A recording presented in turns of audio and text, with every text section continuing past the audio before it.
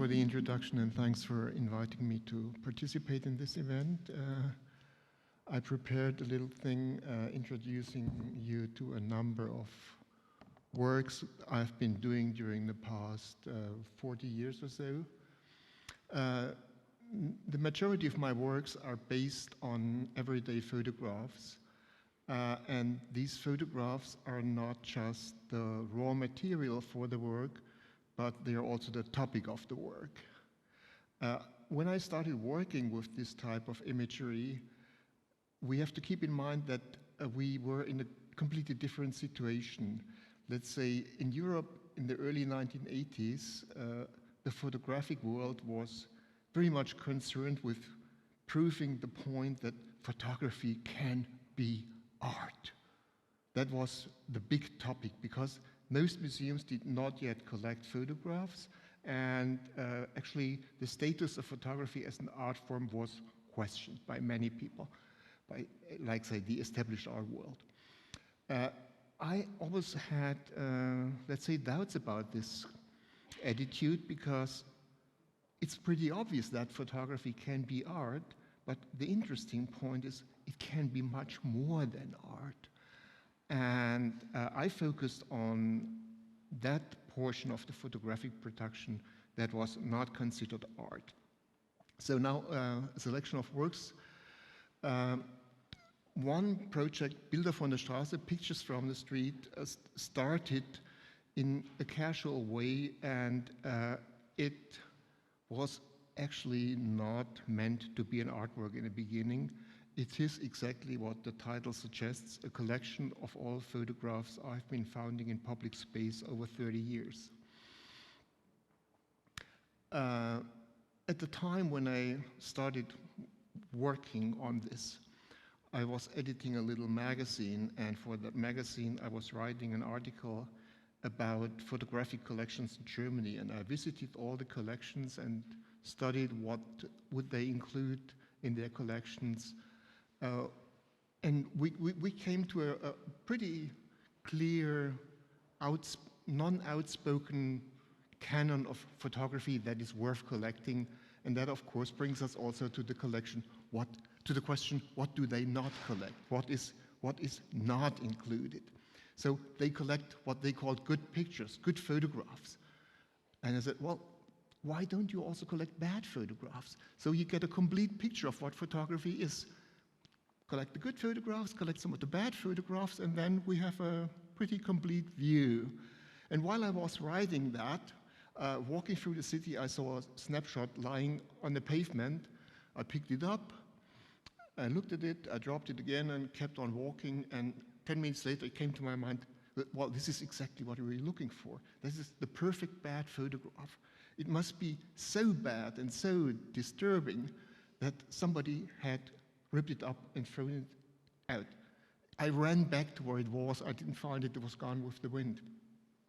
And from that day on, I started picking up and collecting all photographs I found.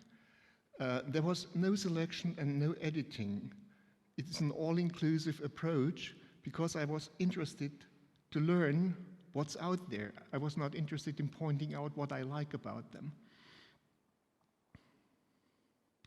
In the beginning, it was a rather casual thing, but slowly, the more photographs I found, it turned into a life-changing obsession. It changed my perception of the urban space. I didn't look at cities anymore, but I looked like a truffle pig at the pavement, searching for discarded photographs. So my attention completely shifted, and I was just focusing on photographic garbage. And the more I looked for it, the more I found. The majority of the photos I found were clearly not lost, but intentionally discarded. I find them interesting both as visual artifacts and as documents of human life. I know nothing about these photographs except when and where I found them. Everything else is up for imagination, and your guess is as good as mine. The pictures were thrown out because something went wrong, either with the photo itself or in the life of the people depicted. We do not know what went wrong with this couple, but it's very likely that something did go wrong. We don't know what went wrong inside this photo booth, but the result is an outstanding photograph.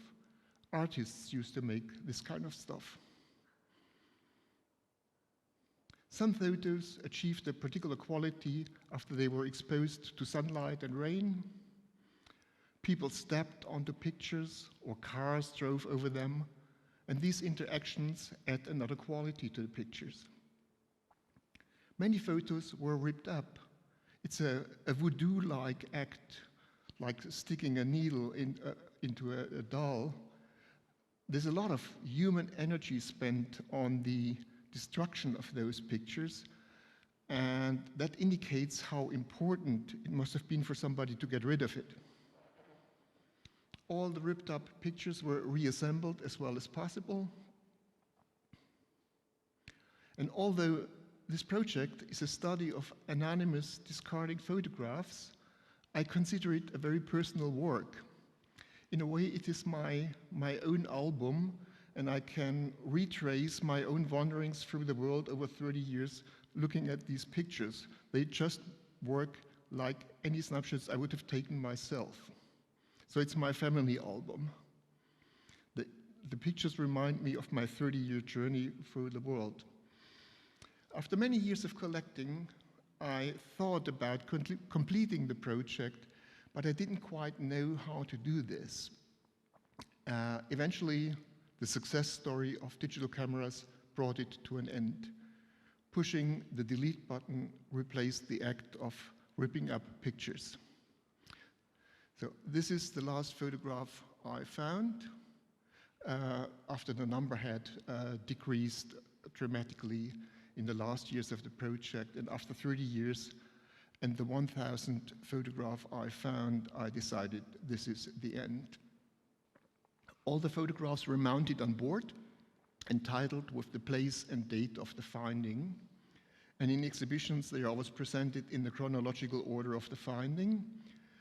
But presenting the entire project is virtually impossible. It would require something like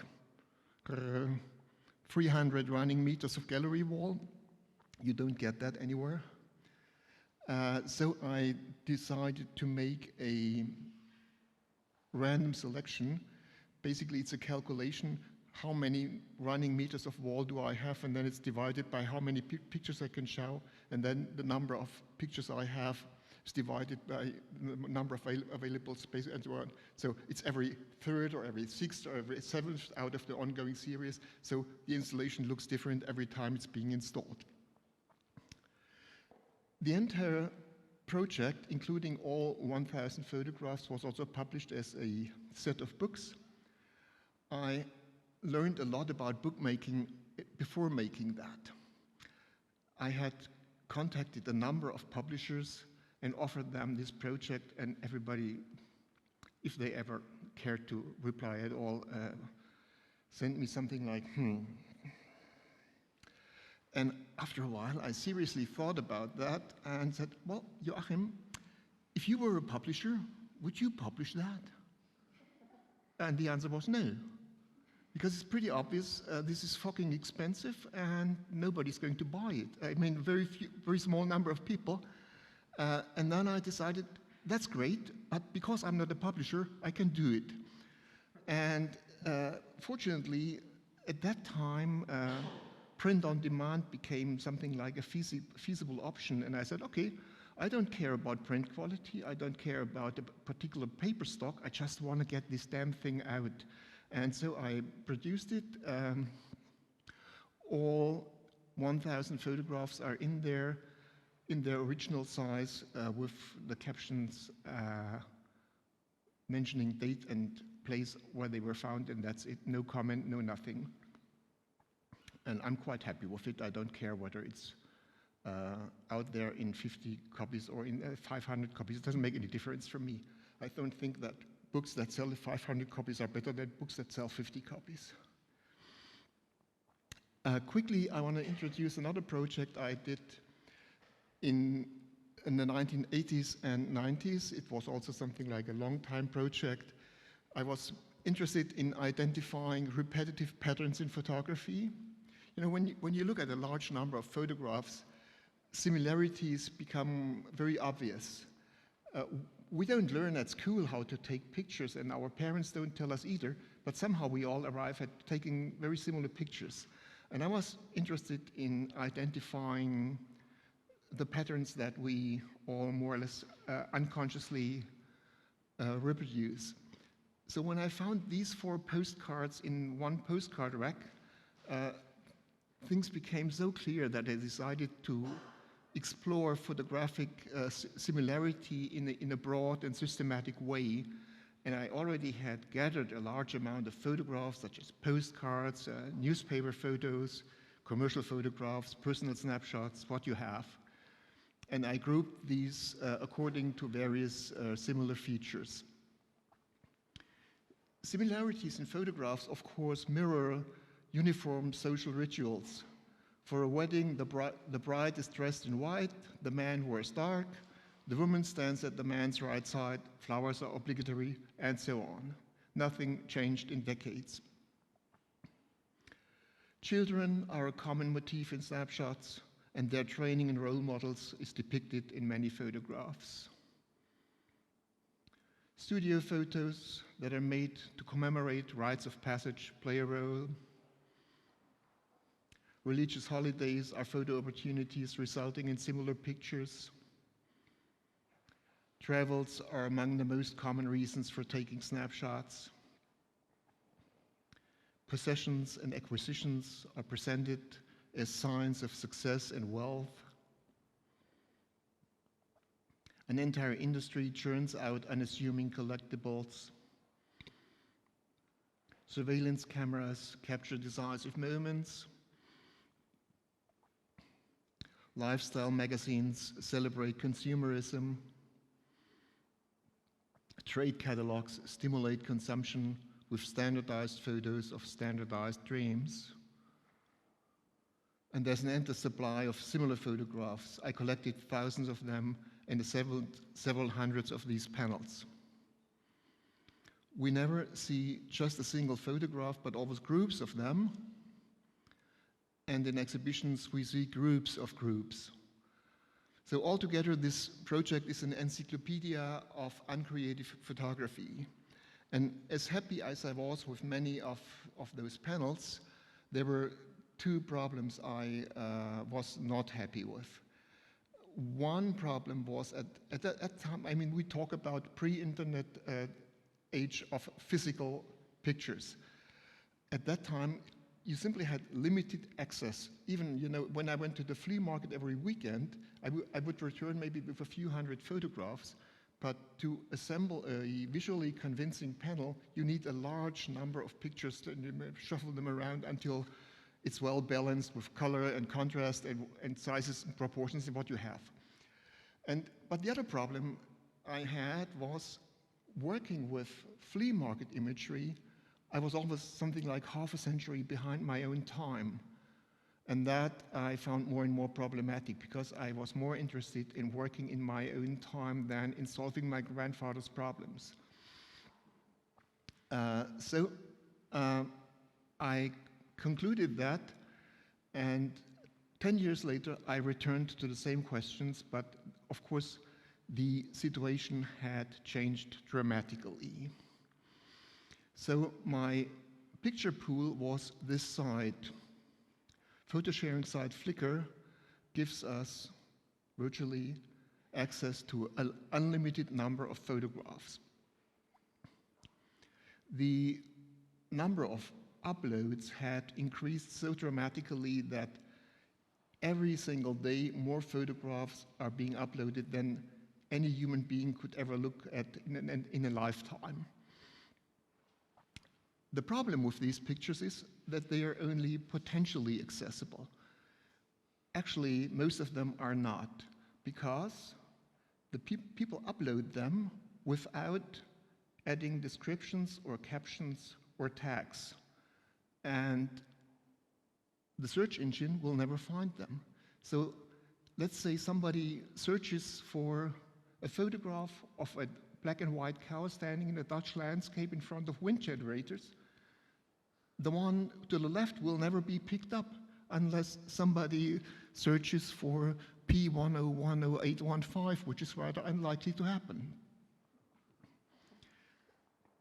To make things worse, if there are captions, they are often totally useless. So this Fleranze, which is something like a mix of Italian and English and fantasy, and the Pizza Tower, you get the point, yep. I don't have to. So how did I work? Fortunately, there was this site.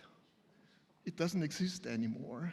I compiled my series using this site that presented a random selection of photos uploaded in the previous minute. A few years later, Flickr replaced the random selection by the algorithm called interestingness, and the result is a selection of predictable, pretentious amateur photos, absolutely useless for my type of work. So, for the first time in history, we were able to look at photos in large numbers soon after they were made. I looked at this site for many hours every day, refreshing the page every couple of seconds. And whenever I discovered a photo I found potentially interesting, I downloaded it, thus creating a picture pool of thousands of photographs. The photographs I looked at were presented at me randomly, and that was perfect, as I did not have a preconceived list of subjects or patterns I was looking for, but I was curious to watch what people produced and shared. Was it just more of the same that we already knew, or were there new patterns? And when my pool was big enough, I started sorting photos, eventually identifying between 300 and 400 frequently recurring motifs and patterns, and I'll show you a selection of them now. People photograph themselves in various ways, either holding the camera at arm's length or in the mirror. The word selfie was not yet invented in 2008. Often it's not just the person with the camera, but also their body. The photographer's shadow is a very common motif. The camera is pointed downward, often attracted by shoes or freshly painted nails. Other people's feet seem to be interesting for many people, and other body parts as well. The no photo hand is just as welcome an opportunity as a photo of the person behind the hand. Again, traveling is a major topic. People going by car photograph the road and what they see along the road, landmarks along the road, and if there's nothing interesting there, they turn again to themselves in the mirror. There's also stuff inside the car to be photographed. And upon arrival, it's the parking lot. People going by plane start by photographing the plane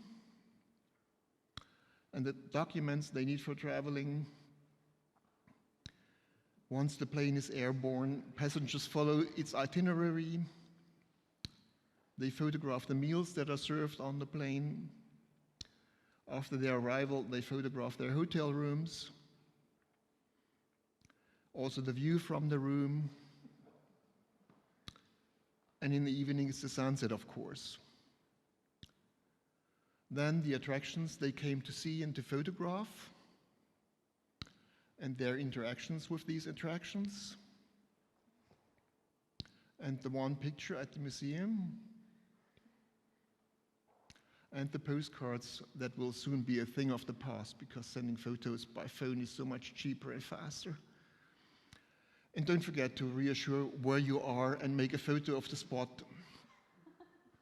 So much for traveling. At home, people photograph their possessions, all their valued collections, the contents of their wardrobes, their handbags, the contents of their handbags, the things they do in their leisure time, the bread they bake, the food they eat, the fast food they consume, the pizza they got delivered, and their birthday cakes, the coffee they drink, and eventually the place where all this ends up. Interactions with other species are a thing, in particular if killing is involved. While photographs are often trophies themselves, they also show trophies. Encounters with little animals we do not kill. And of course the animals people live with. And the wanted posters when one of them gets lost. And finally, one of my favorite trophies found in the process, a collection of first photos people take when buying a new camera. It's usually the box the camera came in. So for each of those categories, I had the same number of photographs selected, and again used print-on-demand technology and turned each of those categories into one book, always showing nicely balanced double pages for each one. And altogether, this forms a library of contemporary everyday photography in 96 volumes. In exhibitions, this library is presented in a simple, minimal form of installation adapted to the respective space. And after showing this several times, I noticed something super interesting. That people spend much more time in a book exhibition than they do in a traditional gallery where you have pictures at the wall. You know, when somebody enters a gallery, they kind of look around like, okay, saw the exhibition. And in book exhibitions, I watched people spending 3 hours going from book to book and from page to page. I found that super interesting. I assume the reason is that it involves the own activity, physical activity of turning page, looking, going, whereas just turning your head is a different thing. So while working on a project, I had the reading room of a monastery in mind as an ideal place of installation, and my favorite installation was this one, actually in a former monastery in Italy. It was just like the perfect spot. So in the beginning I mentioned that I had identified several hundred categories. Only 96 of them were eventually selected, and the other ones I discarded, but I did return to a few of them for individual projects, and I want to show you 2 of them to conclude this talk here. One project is based on a group of snapshots that are, photographically speaking, rather uninteresting. So I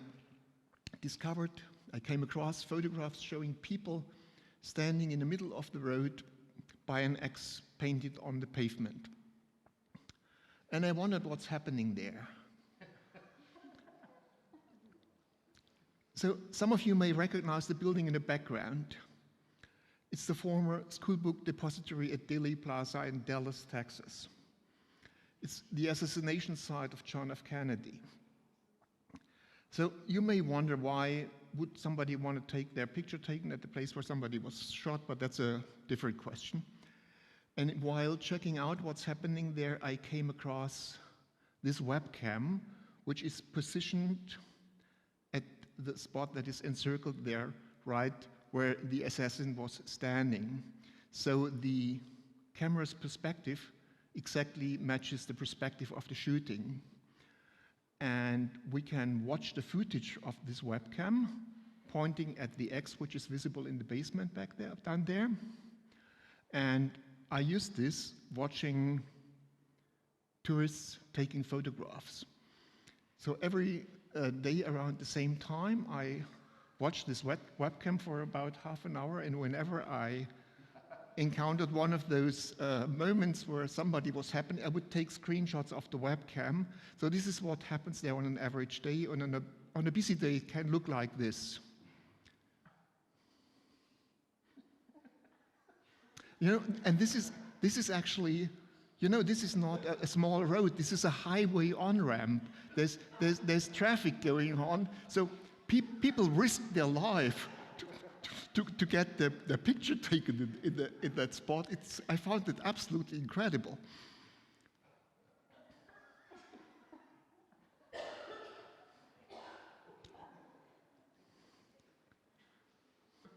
So, from these collected screenshots, I selected a number of them focusing on photographic moments and showing a bit of the drama happening on the page, and turned them into black and white prints. And I combined these in a book with the found snapshots taken by pictures in the very same position. And my photographs show the process of making photographs, and then we have the resulting pictures to be found on photo sharing sites. A bit of the drama that's happening on the spot, and some snapshots without any drama. And you may wonder, you know, why does somebody want to get photographed at the place where another person was shot?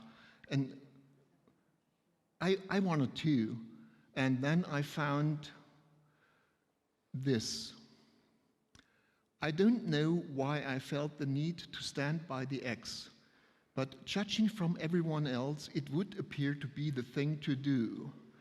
And I think this is the perfect caption for 99% of the photographs you find on photo sharing sites. People take pictures for no particular reason except that it appears to be the thing to do. And that is super interesting. That has not happened, let's say, in analog photography. It's something that only happens in the world of digital mass production. Now, for the last work I made using other people's photographs, the watch. Just as in the previous years, the photographs themselves are visually not very interesting, but exploring them brings us into an environment that is a rather peculiar territory. So before I came across these photos, I had no idea that there are people who own more than one wristwatch. Well, there are, I learned. There are such people, and many of them have many watches, usually very expensive ones, and they love to show them off. So this is a small part of one man's collection, another one with a bit more tidy approach, and you know, people even start photographing their desired objects before they own them, and once they have them, they photograph them often at their wrist. As opposed to professional photographers who always set a watch to 10:10, amateurs usually do not pay attention to the time shown on the face of the watch. So during the COVID-19 lockdown, our relationship with time changed. And people who were used, you know, to selling their time all of a sudden had to come up with a different model. They were at home and had to rethink their idea about selling time. And I used the time for searching and downloading photographs of wristwatches. And then, after months of looking at other people's watches, I organized their photos in chronological order of the time shown on the watch. So it starts at noon, and 1 minute later, and another minute. So I had hoped to achieve a complete collection of 720 consecutive photos, one for each minute in 12 hours. Again, the problem is you cannot search for these pictures, you just can find them. And hardly anybody adds captions to a photo that mentions the time shown on the watch. So I didn't quite get 720, but I stopped at 548 when I was physically no longer able to read the time of a watch. And then I turned these photographs in a thick pocketbook with 720 pages, 1 page for each minute. And ideally, the readers would look at the book very slowly, turning a page once a minute. So it would take about 12 hours to study that book. And it also exists as an installation with 548 small prints presented in 12 lines of 60 frames each. And the empty slots are the missing minutes. In the book, they are blank pages. So that's the time, and if I'm not completely wrong, I think it's about time to go to dinner. Thank you.